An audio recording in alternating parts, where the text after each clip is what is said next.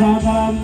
Pada pertandingan keempat di malam hari ini akan saling berhadapan Celorta FC melawan Ambon Naga.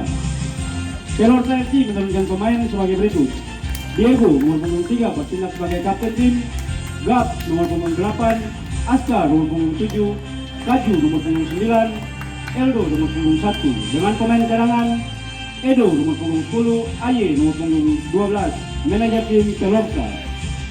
Adapun susunan pemain dari Ambon Naga: Kapten Alexa nomor punggung 7 bertindak sebagai kapten tim, Juan nomor punggung 14, Abu nomor punggung 10, Inong nomor punggung 27, Aliken nomor punggung